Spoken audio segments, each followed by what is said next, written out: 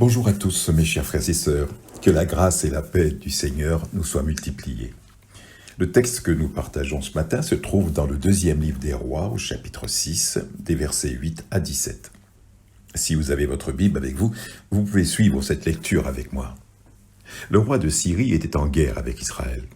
Et dans un conseil qu'il tint avec ses serviteurs, il dit « Mon camp sera dans un tel lieu. » Mais l'homme de Dieu fit dire au roi d'Israël « Garde-toi de passer dans ce lieu, car les Syriens y descendent. » Et le roi d'Israël envoya des gens pour s'y tenir en observation, vers le lieu que lui avait mentionné et signalé l'homme de Dieu.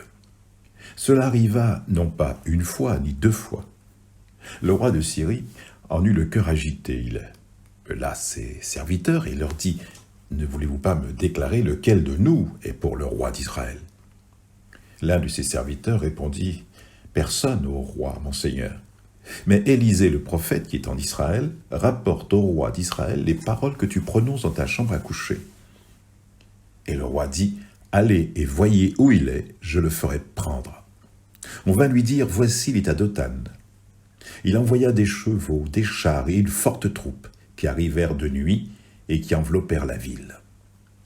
Le serviteur de l'homme de Dieu se leva de bon matin et sortit. Et voici, une troupe entourait la ville avec des chevaux et des chars. Et le serviteur dit à l'homme de Dieu, « Ah, mon Seigneur, comment ferons-nous » Il répondit, « Ne crains point, car ceux qui sont avec nous sont en plus grand nombre que ceux qui sont avec eux. » Élisée pria et dit, « Éternel, ouvre ses yeux pour qu'il voie. » Et l'Éternel ouvrit les yeux du serviteur, qui vit la montagne pleine de chevaux et de chars de feu autour d'Élisée. Arrêtons-nous sur la requête du prophète Élisée, en faveur de son serviteur profondément désemparé, en voyant la forte troupe du roi de Syrie entourer la ville avec des chevaux et des chars. L'homme de Dieu pria et dit « Éternel, ouvre ses yeux pour qu'il voie. » Il y a une différence notable dans la réaction de ces deux hommes, le prophète et son serviteur, face à ce déploiement militaire venu s'emparer d'eux. L'un est terrifié, l'autre est apaisé, sans crainte. D'où vient cette différence? Mais tout d'abord, replaçons cette demande dans son contexte. Élisée est à Dothan, Israël est en guerre avec les Syriens.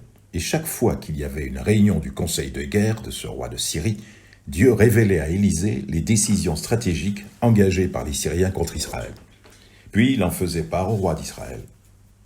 Par l'intermédiaire du prophète, Dieu avertit le roi concernant les complots, les incursions et les pièges des Syriens. C'est ainsi qu'ils ont été mis en déroute. Ces plans qui étaient tenus dans le plus grand secret, puisqu'il est question de la chambre à coucher du roi, n'étaient pas trop discrètes pour Dieu. Notre récit nous dit que cela ne s'est pas produit une fois ni deux fois, mais plusieurs fois, c'est-à-dire trop souvent pour constituer une simple coïncidence. Notre récit relate que le roi de Syrie eut le cœur troublé par cette affaire, au point qu'il soupçonnait qu'il y avait un traître, une sorte d'agent des services secrets israéliens au sein de son état-major.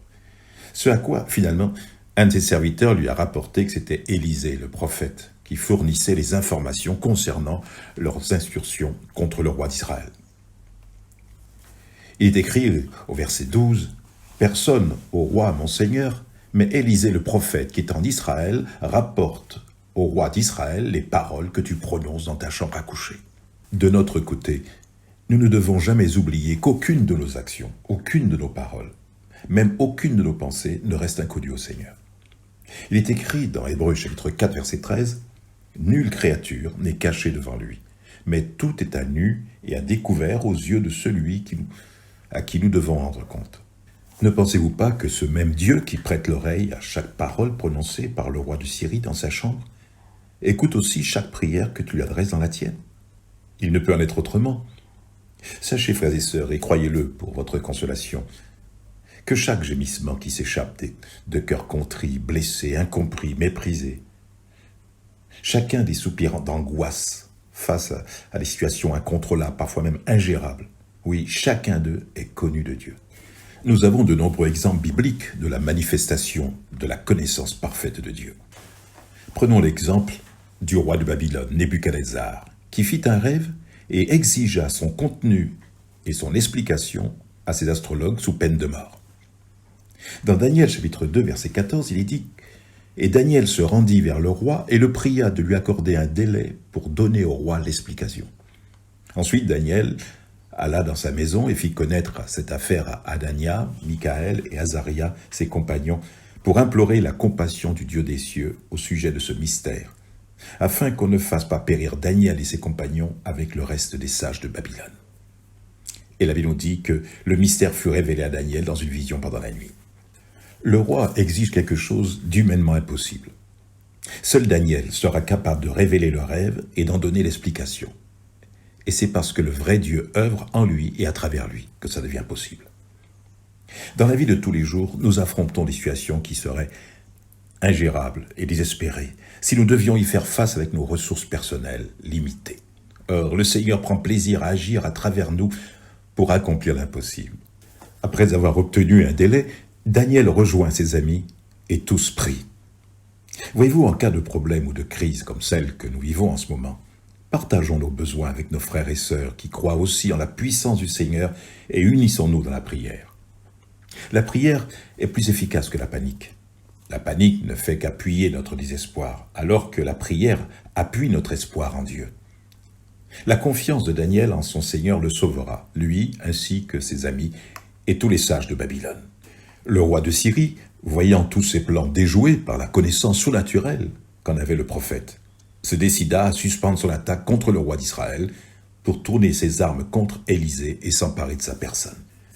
Le fait qu'il envoie de grandes forces contre un seul homme prouve d'une manière frappante que les incrédules sont conscients de leur faiblesse et de leur misère en présence d'un homme soutenu par la puissance de Dieu. Le monde sait instinctivement qu'un homme seul, si Dieu est avec lui, est plus fort qu'une grande armée sans Dieu. À vue humaine, la situation d'Élisée semble désespérée. Les Syriens ont pris toutes leurs précautions. La grande armée a pris soin de s'approcher de Dothan à la faveur de l'obscurité et a réussi à environner la ville.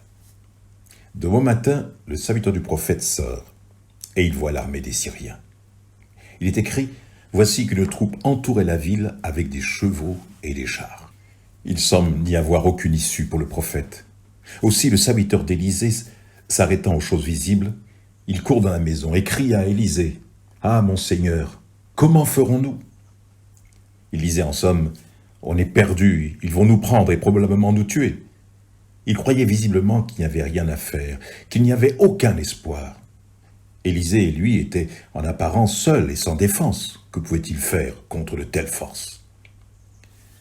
Nous pouvons nous identifier avec ce serviteur, car nous nous sentons parfois submergés, assaillis par des situations compliquées qui nous dépassent. Ne nous arrive-t-il pas trop souvent, mes chers frères et sœurs, dès l'instant où survient quelques difficultés inattendues ou des tentations qui nous assaillent, nous perdons pied, nous perdons la foi aux promesses de Dieu. Et alors la méfiance se glisse dans notre cœur. Nous avons même parfois envie de crier « Comment ferons-nous » Eh bien, c'est là la bonne nouvelle. C'est alors que nous avons besoin d'entendre le message que le prophète Élisée adressa à son serviteur. Élisée sort à son tour, examine et voit une grande armée. Les choses sont exactement conformes à ce qu'a décrit son serviteur. La menace est réelle. Il ne le nie pas. Mais il a un autre regard. Il voit autre chose selon ce que dit l'apôtre Paul. Ce que l'œil n'a pas vu, ce que l'oreille n'a pas entendu, ce qui n'est pas monté au cœur de l'homme, Dieu l'a préparé pour ceux qui l'aiment. Alors Élisée va apaiser les craintes de son serviteur et le rassurer en lui disant « Ne crains pas, car ceux qui sont avec nous sont en plus grand nombre que ceux qui sont avec eux. » Mais il semble que les paroles du prophète ne le rassurent pas tout à fait. Le jeune homme regardait autour de lui. Il ne voyait que les troupes de l'armée de Syrie, envoyées pour le prendre, et aucun défenseur plus nombreux que leurs ennemis ne se montrait. J'espère que vous comprenez bien que le problème, là dehors, n'a pas changé. Les deux hommes, le serviteur et Élisée, étaient face à la même armée, aux mêmes circonstances. Mais un homme dit « Que ferons-nous » et un autre dit « Ne crains point ». Comment se fait-il que ces deux personnes, qui sont confrontées exactement à la même situation, peuvent arriver à deux conclusions complètement différentes ? La différence se situe dans ce qu'elles voient quand elles regardent leurs circonstances. Ils regardaient autour d'eux et constataient que l'ennemi les a entourés d'une foule énorme. Voilà ce qu'ils voient et ce dont ils parlent. Hélas, comment ferons-nous face à une telle armée ? Voyez-vous, nous regardons au monde et nous voyons beaucoup de choses qui nous gênent, qui nous distraient. Nous regardons à l'église, nous voyons beaucoup de choses aussi qui nous dérangent. Nous regardons à nos propres circonstances, nous sommes effrayés, déprimés, anxieux. Nous voyons l'ennemi qui vient pour tuer, voler, égorger, détruire. Nous voyons des anges de lumière qui se présentent comme des serviteurs du Seigneur alors qu'ils sont en fait des messagers de l'ennemi. Hélas, comment ferons-nous? Mais il ne suffit pas à Élisée de jouir pour lui-même de la paix que lui donne sa foi. Il ne cherche pas non plus seulement à tranquilliser son serviteur. Il voudrait l'amener à son propre niveau spirituel. Conscient que Dieu seul peut accomplir, il prie l'Éternel d'ouvrir les yeux de son serviteur. Éternel, ouvre ses yeux pour qu'il voie. Et l'Éternel ouvrit les yeux du serviteur, qui vit la montagne pleine de chevaux et de chars de feu tout autour d'Élisée. Oui, chers frères et sœurs, la prière réussit où le raisonnement est insuffisant. Dès que le jeune homme se vit entouré de l'armée céleste, la crainte a disparu. Ses yeux se sont ouverts maintenant. Il connaît par expérience la vérité de ce qu'y avait annoncé le prophète. Ceux qui sont avec nous sont en plus grand nombre que ceux qui sont avec eux.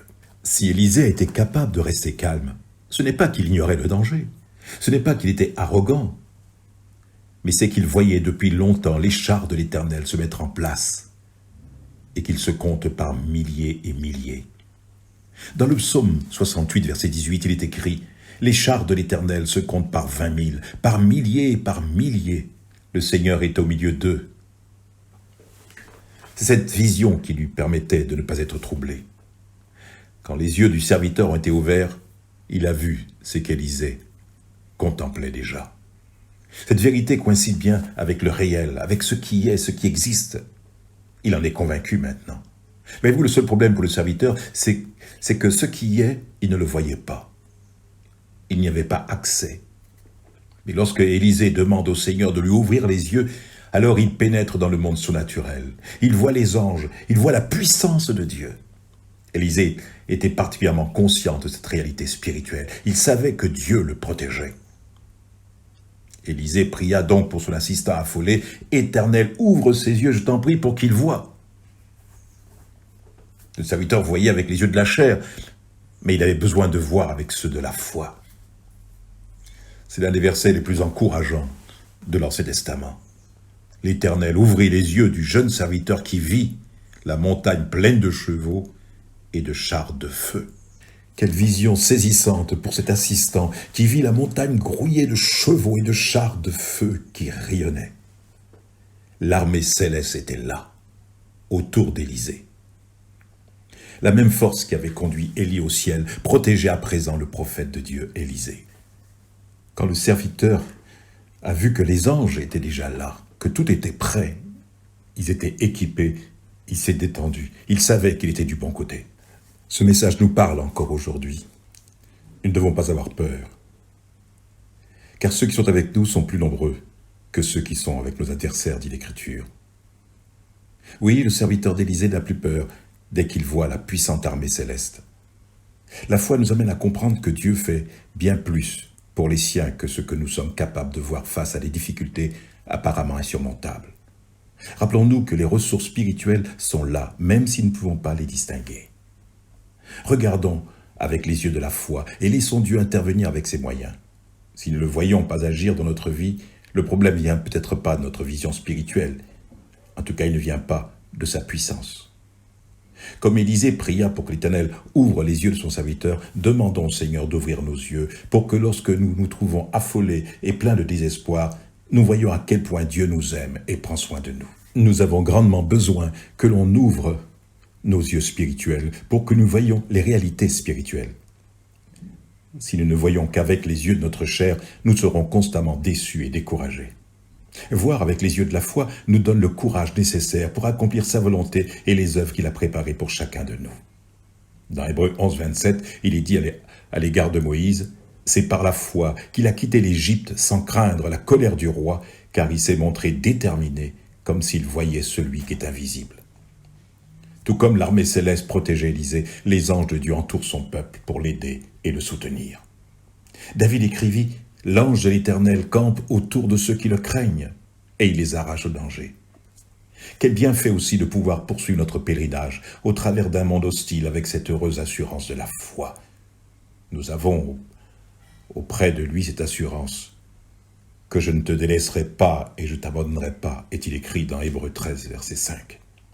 Regardons donc avec les yeux de la foi et laissons Dieu intervenir avec ses moyens.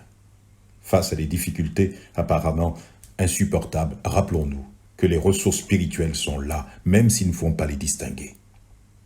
Dans ses prières pour les croyants d'Éphèse, Paul demandait au Seigneur ceci, qu'il illumine les yeux de votre cœur, pour que vous sachiez quelle est l'espérance qui s'attache à son appel, quelle est la richesse de son glorieux héritage au milieu des saints. Merci notre Père et notre Dieu pour ta sainte parole.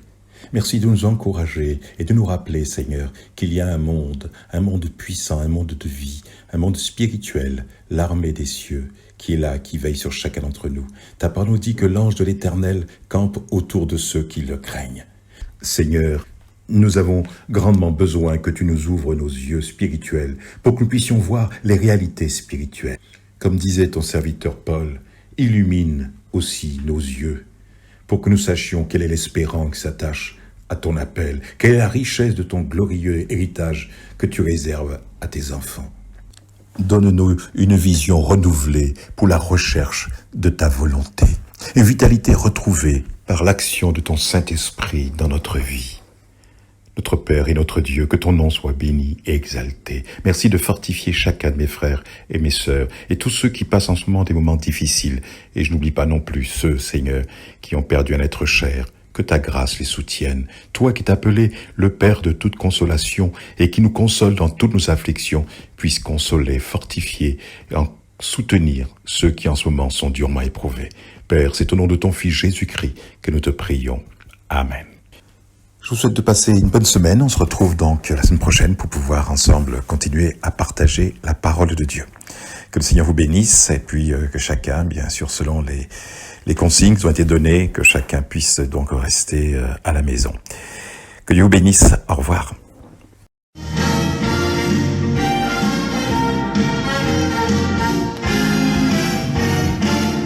Vous me tournez quand je suis seule et abandonnée, à qui parler quand il ne veut m'écouter, sur qui s'appuyer dans ce monde sans fondation. Je vais au rocher, je cours sans arrêt, je vais au rocher.